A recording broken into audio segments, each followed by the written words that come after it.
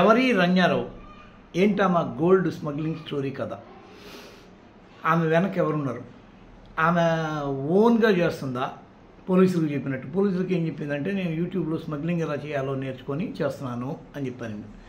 మరి ఈ తరుణ్ రాజ్ అనేవాడెవడు, ఈ బసవరాజ్ అనేవాడెవడు, అసలు ఎమ్మెల్యే బీజేపీ ఎమ్మెల్యే ఎందుకని అంత డౌట్ఫుల్ కామెంట్స్ చేస్తున్నాడు అని చెప్పి చూస్తే, రంగారావు బేసిక్గా ఒక నటి. 2010లో అనుకుంటా ఒక కన్నడ సినిమాతో తెరంగేట్రం చేసి ఆ తర్వాత తమిళ సినిమాలకు కూడా వెళ్ళి అక్కడి నుంచి తన కెరీర్ కొనసాగించడం అందరికీ రష్మిక మందానాకి కుదిరినట్టు కుదరదు కదా. అలాగా తాను ఇంకంతకన్నా మించి చేయలేనేమో అన్న ఒక ఆందోళనలో యూట్యూబ్ చూస్తుంటే తనకి గోల్డ్ స్మగ్లింగ్ చేయడం ఎలా అనేది చాలా ఈజీగా తీసిందని ఆమె చెప్పుకుంటున్న మాటలు. ఆమెకి మళ్ళీ ఇంకొక రిలేషన్ ఏంటంటే, ఒక పోలీస్ రిలేషన్ ఉంది. ఆమె సవతి తండ్రి ఒక DGP, police housing corporation department.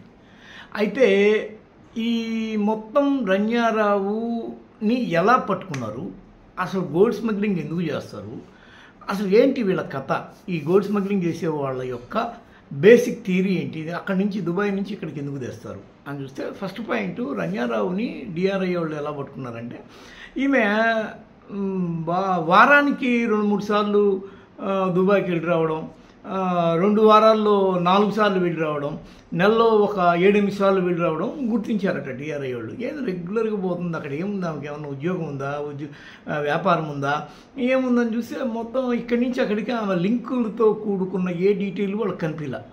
వాళ్ళకి అనుమానం వచ్చింది. దానికి తోడు ఆమె ఒక ప్రోటోకాల్లో ఉన్నట్టుగా కూడా గుర్తించారు. అసలు ఈ బ్యాక్గ్రౌండ్ ఏదని చూస్తే, ఆ బ్యాక్గ్రౌండ్లో డీజీపీ రామచంద్రరావు అనే ఒక వ్యక్తి ఈమె యొక్క మారు తండ్రిగా వీళ్ళకి కనిపించాడు. ఓహో, అందుకని ఈమెకి ప్రోటోకాల్ ఇస్తున్నారు అని చెప్పి గుర్తించారు. సరే, ఇదేంది కథ ఏందని వీళ్ళు నిఘా పెడుతుండగా ఒక రోజు అయితే వీళ్ళకి స్పష్టమైన సమాచారం వచ్చింది. సుమారు 15 కిలోలు అంటే 14.8 కిలోల బంగారంతో ఆమె దుబాయ్లో ఫ్లైట్ ఎక్కిందని, ఇక్కడ మార్చి 3వ తేదీ దిగబోతుందని, ఆమెని మీరు కానీ పట్టుకోగలిగితే మీకు అద్భుతమైన గోల్డ్ డంప్ దొరికే అవకాశం ఉందని వాళ్ళు పోయి పట్టుకున్నారు. నిజంగానే ఆమె ఒంటి మీద ఆమె డ్రెస్సులోనే 14.5 కిలోల పైగా బంగారాన్ని కూడా వేసుకొని వస్తూ ఉండగా వాళ్ళు పట్టుకొని అరెస్ట్ చేశారు. ఆ తర్వాత ఆమె ఇంటికి వెళ్ళి చూస్తే అక్కడ కూడా మళ్ళీ కొంత డబ్బు, కొంత బంగారం జ్యువెలరీ రూపంలో దొరికింది.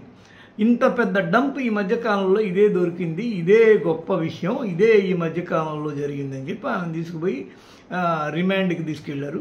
రిమాండ్లో మళ్ళీ ఈమె మీద కొంత ఇది జరిగింది. నన్ను శారీరకంగా నిద్రాహారాలు లేకుండా దాడులు చేస్తున్నారు, నా చేత బలవంతంగా కొన్ని పేపర్ల మీద సంతకాలు పెట్టించుకుంటున్నారని చెప్పి ఏకంగా పోలీసులు మీదే ఈమె ఆరోపణలు చేసింది. ఇవన్నిటినీ పక్కన పెడితే, Rangarao present hot topic of entire southern gold smuggling area. ఇక్కడ శంషాబాదు, హైదరాబాదు, అక్కడ కెంపగౌడ, ఇక్కడ బెంగళూరులో ఈ విమానాల ద్వారా ఈ గోల్డ్ స్మగ్లింగ్ జరుగుతూ ఉంటుంది. ఎందుకు ఈ గోల్డ్ స్మగ్లింగ్ జరుగుతుంటుంది, కారణం ఏంది అని చూస్తే, దుబాయ్లో ఒక బంగారం 1 గ్రాము మనం కొంటే అక్కడ 730 రూపాయల మేర తక్కువ ఉంటుంది. 1 కిలోకి చూస్తే అది 7,30,000 రూపాయల డిఫరెన్స్ కనిపిస్తుంది. భారతదేశంలో బంగారానికి విపరీతం, అక్కడ కేవలం మెటల్, ఇక్కడ సెంటిమెంటల్. ఇది గుర్తుంచుకొని భారతీయులు ఏం చేస్తుంటారంటే, విచ్చలవిడిగా ప్రపంచంలో ఎక్కడున్నా కానీ బంగారం కొని ఒంటి మీద వేసుకొని హాయిగా వస్తూ ఉంటారు. ఇక్కడికి సుంకాలు ఉంటాయి. ఈ సుంకాలని వీళ్ళు తప్పించుకునే విధంగా వీలైనంతగా ఇచ్చేస్తూ ఉంటారు.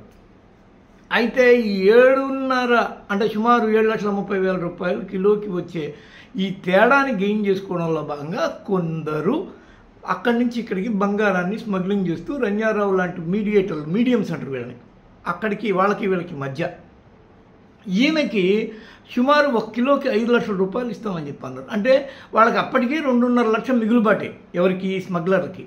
అంటే ఈమె ఒకసారి పోయి 1 కిలో బంగారం తెచ్చింది. పోయినసారి ఆమె ఎంత తీసుకొచ్చింది అని చూస్తే 15 ఎంత 75 లక్షల రూపాయలు ఆమె వెనకేసినట్టే లెక్క. అది ఆమెకి దీనిలో అంటే ఎన్ని సినిమాలు చేయాలి, ఒక సినిమా చేయాలంటే కూడా చాలా విపరీతమైన ఇది కావాలి. ఏం కావాలి? ఆఫర్లు రావాలి. ఆఫర్లు రావట్లేదు ఎంత ట్రై చేసినా. మొగుడిని కూడా పెళ్లి చేసుకొని ఒక నెల మాత్రమే ఉండి ఆ తర్వాత అతనితో విడిపోయిందని చెప్పి ఆ జితిన్ అనే అతను కోర్టుకు కూడా చెప్పాడు, ఆమెకి నాకేం సంబంధం లేదు, ఆమెను నేను ఎప్పుడో వదిలేశాను, ఆమె వ్యవహారం చూసి ఆమె చాలా క్రిటికల్గా ఉందని. దీంతో ఏం చేసింది రంగారావు, తరుణ్ రాజ్ అనేవాడితో బసవరాజ్ అనేవాడితో కూటమి కట్టి అక్కడి నుంచి ఇక్కడికి గోల్డ్ సప్లై స్మగ్లింగ్ చేస్తూ వీళ్ళు ఈ విధంగా ఈ కస్టమ్స్తో చెలగాటమాడుతున్నారు. భారత ఈ కొన్ని నిబంధనలని ఉల్లంఘిస్తూ గోల్డ్ స్మగ్లింగ్ చేస్తూ మొత్తానికైతే దారి తప్పే ఒక స్మగ్లింగ్ గేమ్ వీళ్ళు ఆడుతూ వస్తున్నారు. ఇది వీళ్ళ మధ్య జరుగుతున్నది. ఇంకా ఈమె వెనక ఇంకా స్పష్టమైన వాళ్ళు ఎవరున్నారు, ఇంకా ఈమె ఎలాంటి కింగ్ పిన్స్ వెనకాల ఉండి నడిపిస్తున్నాయి, ఈమె ఓన్గా స్మగ్లింగ్ చేసుకుంటే ఒకవేళ ఇది తీసుకుపోయి ఎక్కడ అమ్ముతుంది బంగారం, వాళ్ళెవరు, అసలు ఏంటి అని చెప్పి చూస్తే ఓవరాల్గా దర్యాప్తు కొద్దిగా లోతుగా జరుగుతుంది. ఈమె తండ్రి ఎవరైతే ఉన్నారో అతనికి తప్పనిసరి లీవులు ప్రభుత్వం ఇచ్చింది. ఫలానా కారణం అంటూ ఏదో రాయకుండా ఈ స్మగ్లింగ్కి మీరు ఈ దర్యాప్తు జరిగే వరకు మీరు సెలవులో ఉండండి అని చెప్పేసి ఆదేశాలు జారీ చేసింది. దీంతో అతను సైడ్ అయిపోయాడు. మొగుడు చూస్తే ఏమో నేను నెల రోజులు మాత్రమే కాపురం చేశాను అంటున్నాడు. ఈమె ఓవరాల్గా అయితే ఈమె ఏం చేయబోతుంది, ఈమె నుంచి ఎలాంటి పుట్ట బయటపడిపోద్ది. ఇప్పుడు ఫస్ట్ ఒకటిగా అరెస్ట్ అయింది, 2 పేర్లు బయటకు వచ్చాయి, 3వది ఏంటి అనేది తేలాల్సింది. ఇట్లా ఓవరాల్గా అయితే ఈమె ఇది. అయితే ఇక్కడ మనం భారతదేశం ఈ ఇంత పెద్ద స్మగ్లింగ్కి వీళ్ళు తెరలేపకుండా సింపుల్